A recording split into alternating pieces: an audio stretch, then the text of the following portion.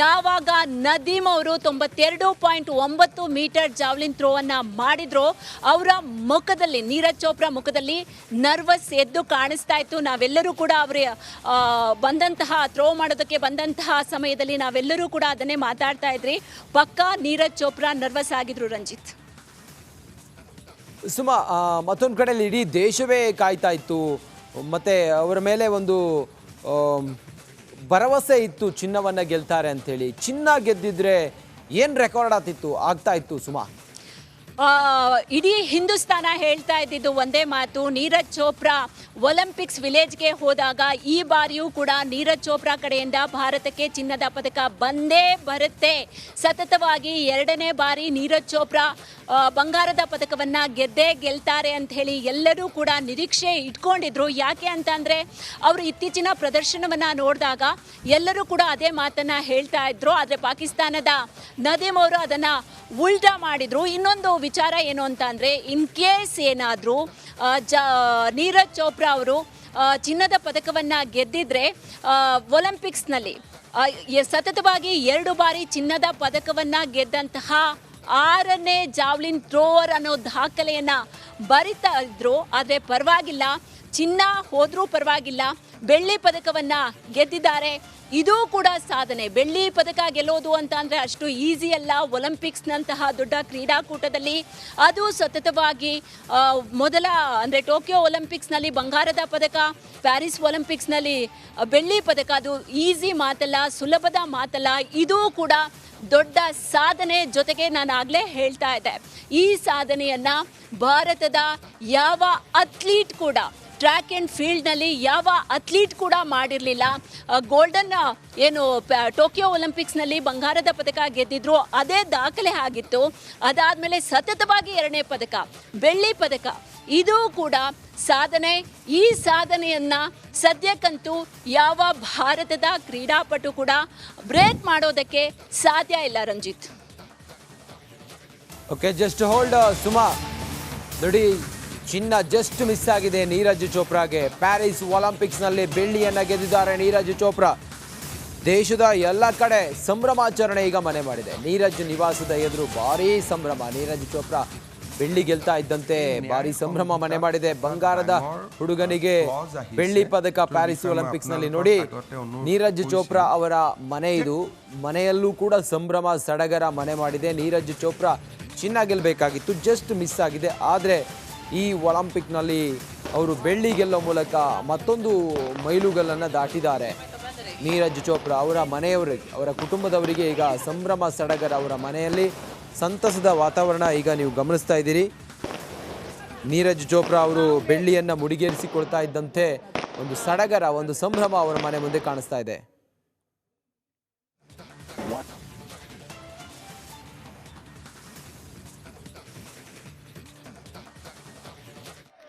ನೀರಜ್ ಚೋಪ್ರಾ ಏನಾದರೂ ಚಿನ್ನ ಗೆದ್ದಿದ್ದಿದ್ರೆ ಅತಿ ದೊಡ್ಡ ಮೈಲುಗಲ್ಲನ್ನು ಸಾಧಿಸ್ತಾ ಇದ್ರು. ಆದರೆ ಬೆಳ್ಳಿಗೆ ತೃಪ್ತಿ ಪಟ್ಕೊಂಡಿದ್ದಾರೆ ನೀರಜ್ ಚೋಪ್ರಾ ಅವರ.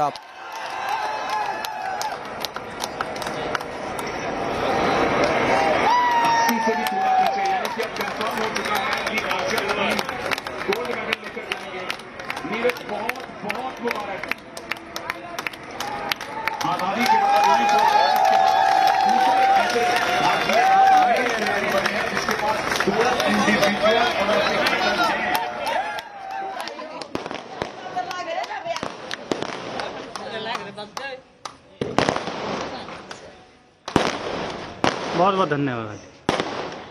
ಚೋಪ್ರಾ ಬೆಳ್ಳಿಯನ್ನ ಗೆಲ್ಲುತ್ತಿದ್ದಂತೆ ಅವರ ಕುಟುಂಬದವರು, ಅವರ ಮನೆಯವರು, ಫ್ಯಾಮಿಲಿಯವರು ಸಿಹಿ ಹಂಚಿ ಸಂಭ್ರಮಿಸ್ತಾ ಇರೋದನ್ನು ನೋಡ್ತಾ ಇದ್ದೀರಿ. ನೀರಜ್ ಚೋಪ್ರಾ ಅವರ ನಿವಾಸ, ಹರಿಯಾಣದ ನೀರಜ್ ಚೋಪ್ರಾ ಅವರ ನಿವಾಸದಲ್ಲಿ ಸಂಭ್ರಮ ಸಡಗರ ಮನೆ ಮಾಡಿದೆ. ಅವರ ಫ್ಯಾಮಿಲಿಯವರು ಸಿಹಿ ಹಂಚಿ ಸಂಭ್ರಮಿಸ್ತಾ ಇರುವಂಥ ದೃಶ್ಯವನ್ನು ಗಮನಿಸ್ತಾ ಇದ್ದೀರಿ. ನೀರಜ್ ಚೋಪ್ರಾ ಅವರ ಸಂಬಂಧಿಕರು, ಅವ್ರ ಫ್ಯಾಮಿಲಿಯವರು, ಅವ್ರ ಕುಟುಂಬದವರು.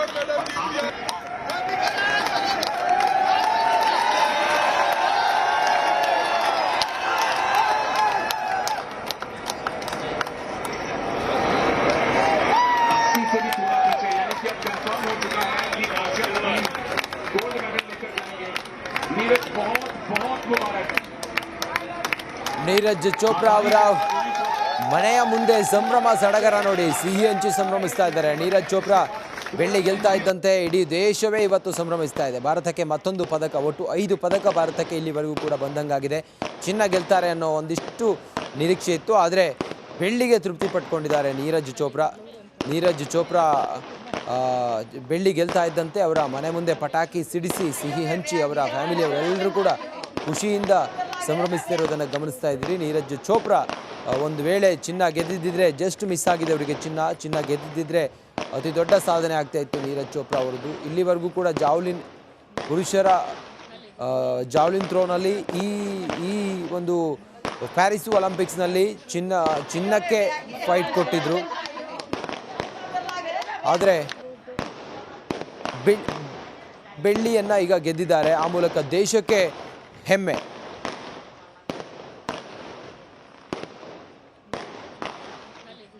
ಇನ್ನು ಈ ಕುರಿತಾಗಿ ನಮ್ಮ ಜೊತೆಯಲ್ಲಿ ಮಾತಾಡೋದಕ್ಕೆ ನೀರಜ್ ಚೋಪ್ರಾ ಅವರ ಮಾಜಿ ಕೋಚ್ ಕಾಶಿನಾಥ್ ಅವರು ಈಗ ಸಂಪರ್ಕದಲ್ಲಿದ್ದಾರೆ. ಸರ್ ನಮಸ್ಕಾರ.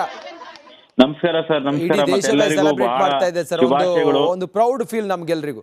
ಎಸ್ ಎಸ್ ಎಸ್ ಎಸ್ ಬಹಳ proud feel. Second time Olympics ಅಲ್ಲಿ ಮೆಡಲ್ ಮಾಡ್ತಿದ್ದ ನೀರಜ್. Congratulation sir. ಹಾ, ತಮ್ಗೂನು ಆ ದೇಶವಾಸಿಗಳು ಎಲ್ಲರಿಗೂ congratulation. Big history create Neeraj Chopra. ಇತಿಹಾಸ ಕ್ರಿಯೇಟ್ ಮಾಡಿದ್ರು ನೀರಜ್ ಚೋಪ್ರಾ. ಎಸ್ ಎರಡನೇ ಬಾರಿ ಮೆಡಲ್, ಗೋಲ್ಡ್ ಮಿಸ್ ಆಯ್ತು, ಅದೇ ಸ್ವಲ್ಪ ನೋವು. ಬಟ್ ಆದ್ರೂ ಲಾಸ್ಟ್ ಒಲಿಂಪಿಕ್ಸ್ ಇಂದ ಚೆನ್ನಾಗಿ ಮಾಡ್ದ. ಮತ್ತೆ ಈ ವರ್ಷದ ಸೀಸನ್ ಬೆಸ್ಟ್ ಥ್ರೋ ಬೇರೆ ಮಾಡಿತ್ತು, ಸೆಕೆಂಡ್ ಬೆಸ್ಟ್ ಥ್ರೋ ಇದು. ಹೌದು. ಅಷ್ಟು ಈಸಿ ಇದೆಯಾ ಸರ್ ಹಾಗಾದ್ರೆ ಆ ಒಂದು ಪ್ರಾಕ್ಟೀಸು ಮಗದೊಂದು ಮೆಡಲ್ ಪಡೆಯೋದೇ ಒಂದು ಗ್ರೇಟ್, ಅದು ಒಂದು ಹಾರ್ಡ್ ವರ್ಕ್, ಅದು ಅಷ್ಟು ಈಸಿ ಇದೆಯಾ? ಹೆಂಗಿತ್ತು ಅಂತ ನೀವು ಇವತ್ತು ನೋಡ್ದಂಗೆ?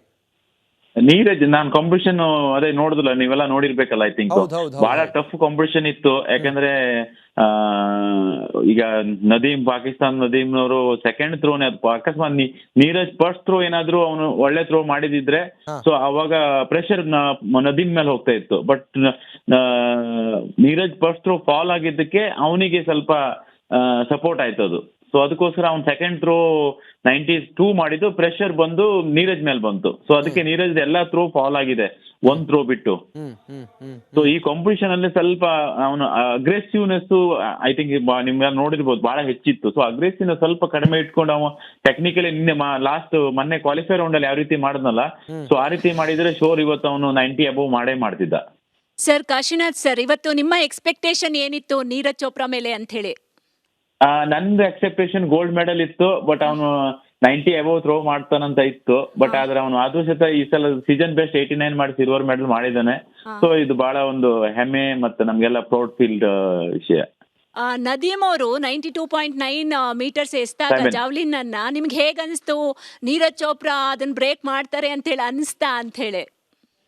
ಆಕ್ಚುಲಿ ನಾನು ಹೇಳ್ಬೇಕಂದ್ರೆ 92.97 ಇದು ಔಟ್ಸ್ಟ್ಯಾಂಡಿಂಗ್ ಥ್ರೋ ಇದು.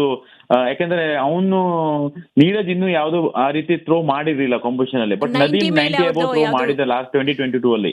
ಸೊ ನನಗೆ ಅದೇ ಅವನು 97 ಮಾಡಿದ್ದು ಅನಿಸ್ತು, ಇದು ಟಫ್ ಇದೆ. ಯಾಕಂದ್ರೆ 92 ಅಂದ್ರೆ ಬಹಳ ಅದು ಥ್ರೋ ಒಂದೊಂದು ಸೆಂಟಿಮೀಟರ್ ಅಪ್ ಮಾಡೋದು ಹೆಚ್ಚಾಗುತ್ತಲ್ಲ, ಅದು ನನಗೆ ಅನಿಸ್ತು ಶೋರ್ಲಿ ಈಗ ಗೋಲ್ಡ್ ಮೆಡಲ್ ಬರೋದು ಕಷ್ಟ ಇದೆ. ಬಟ್ ನೀರಜ್ 90 ಅಬೌವ್ ಮಾಡ್ತಾನೆ ಅನ್ನೋದು, ಯಾಕಂದ್ರೆ ಸೆಕೆಂಡ್ ಥ್ರೋ ಮಾಡಿದಾಗ ಅವನು 89 ಮೀಟರ್ ಏನ್ ಮಾಡಿದ್ನಲ್ಲ, ಸೊ ಅದು ಅನಿಸ್ತು ಇವನು 90 ಅಬೌವ್ ಮಾಡ್ತಾನೆ. ಬಟ್ ಆದ್ರೆ ಅದು ಎಲ್ಲ ಥ್ರೋ ಒಂದು ಫಾಲ್ ಆಗ್ಬಿಡ್ತು. ಅದೇ ನನಗೆ ಸ್ವಲ್ಪ ಲಾಸ್ಟ್ ವರೆಗೂ ನಾನು ವೇಟ್ ಮಾಡ್ತಾ ಇದ್ದೆ, ಲಾಸ್ಟ್ ಥ್ರೋವರೆಗೂ. ಬಟ್ ಲಾಸ್ಟ್ ಥ್ರೋವರೆಗೂ ಒಂದು ಆಗಿಲ್ಲ. ಬಟ್ ನದೀಮ್ ಮತ್ತೆ ಅಗೇನ್ 91 ಮೀಟರ್ ಮಾಡ್ದ ಲಾಸ್ಟ್ ಥ್ರೋ. ಸರ್ ಏನು ಅಂತಂದ್ರೆ